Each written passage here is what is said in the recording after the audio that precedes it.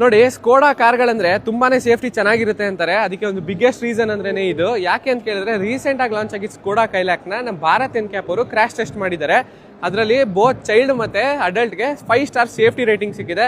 So ಈ car ಎಷ್ಟು ಗಟ್ಟಿಯಾಗಿದೆ ಅನ್ನೋದನ್ನ ಇಲ್ಲೇ ಅರ್ಥ ಮಾಡ್ಕೊಬಹುದು. ಫ್ರಂಟ್ ಇಂಪ್ಯಾಕ್ಟ್ ಆಗಿದ್ರು ಒಳಗಡೆ ಡ್ಯಾಶ್ ಬೋರ್ಡ್ ಒಂದು ಚೂರು ಅಲ್ಲಾಡಿಲ್ಲ, 2 ಏರ್ ಬ್ಯಾಗ್ ಓಪನ್ ಆಗಿದೆ.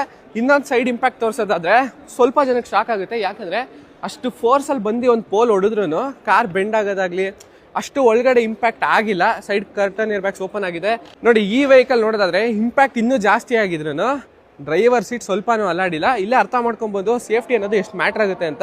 ಸೊ ಇದೇ ತರ ಕನ್ನಡದಲ್ಲಿ ಯೂನಿಕ್ ಆಗಿ ಕಾಂಟೆಂಟ್ ಬೇಕು ಅಂದ್ರೆ ಈಗಲೇ ಹೈ ಫ್ಯೂಯಲ್ ಕನ್ನಡ ಅಕೌಂಟ್ನ ಫಾಲೋ ಮಾಡ್ಕೊಳ್ಳಿ.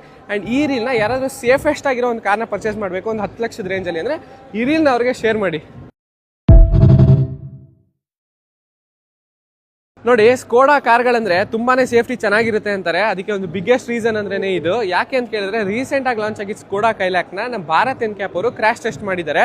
ಅದರಲ್ಲಿ ಬೋತ್ ಚೈಲ್ಡ್ ಮತ್ತೆ ಅಡಲ್ಟ್ಗೆ 5 ಸ್ಟಾರ್ ಸೇಫ್ಟಿ ರೇಟಿಂಗ್ ಸಿಕ್ಕಿದೆ.